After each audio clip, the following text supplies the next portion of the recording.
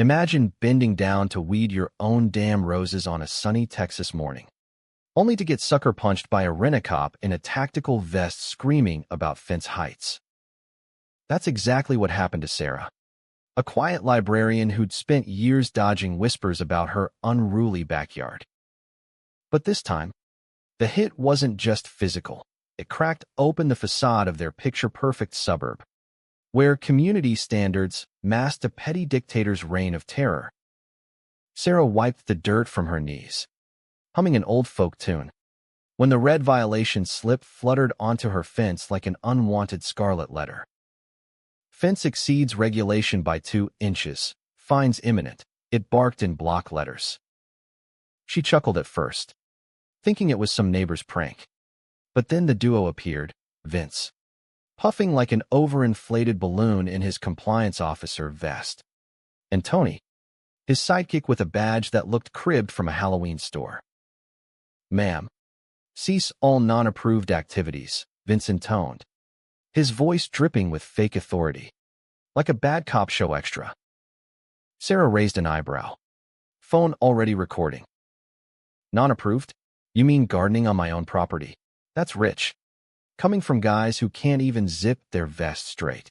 The tension simmered as Vince's face reddened, his jowls quivering like jelly in a storm.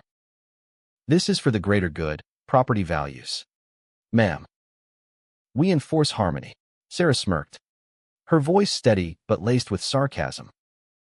"Harmony? Like how you harmonized the Chin's purple mailbox into oblivion last month? Or is that just code for bullying folks who don't kiss the HOA ring?" Tony fidgeted, muttering about protocol, but Vince snapped, lunging forward with a wild swing that connected with Sarah's jaw. She staggered, tasting blood, her phone skittering across the grass but still capturing his triumphant sneer. Neighbors peeked from windows, gasping at the absurdity, a grown man assaulting a woman over inches of wood. Sarah didn't scream. She just straightened up, eyes narrowing. "Big mistake. Boys. You just punched the wrong bookworm." Whispers turned to outrage as Sarah's husband, Mike, a retired accountant with a knack for spreadsheets and a hidden talent for unraveling lies, emerged from the house, his calm demeanor masking a storm. He didn't charge, he observed, picking up the phone and dialing 911 with deliberate slowness. "2 intruders just assaulted my wife. Send help before they embarrass themselves further." Vince blustered. "We're official, HOA sanctioned." But Mike's reply was ice cold. "Official? Your vest says compliance, not competence. And that text on your phone, use force if resistant. Per Karen, that's not protocol. That's a felony waiting to happen." The enforcers paled as sirens wailed, their bravado deflating like punctured tires. Neighbors gathered, one snapping photos, another murmuring. About time someone called out Karen Jenkins' little empire. Agnes, the nosy widow next door, slipped Mike a folder. "I've been her spy," she confessed, voice trembling. "But this? Too far. Here's her ledger, fines funneled to her enforcement fund, dirt on everyone to keep us quiet." The showdown brewed as Mike pored over the documents that night, piecing together Karen's web, the HOA president, a plump busybody with a perpetual scowl, who preached community ethics at meetings while extorting dues for her personal vendettas.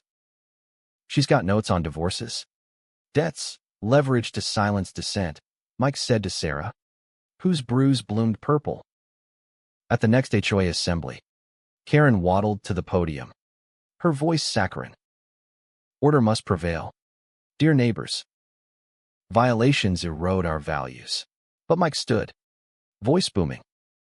"Values? Like hiring goons to punch librarians? Or siphoning $10,000 for your compliance squad?" Gasps echoed as he projected the ledger on a screen. Karen sputtered. "That's fabricated. I protect you ingrates." Her face twisted into a comical mask of denial, sweat beading on her forehead as neighbors jeered. "Protect?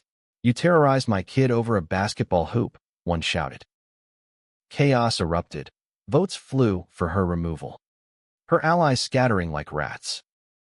In the courtroom climax, Karen's empire crumbled under the weight of videos, texts, and testimonies. She shrieked, "You'll regret this." Phase 2 was mercy, but the judge's gavel sealed her fate. Fines, probation, a ban from ever leading again. Mike watched her led away, her huffy protests turning to blubbering pleas, the room erupting in relieved laughter. Sarah squeezed his hand, whispering, "Karma's a meticulous accountant."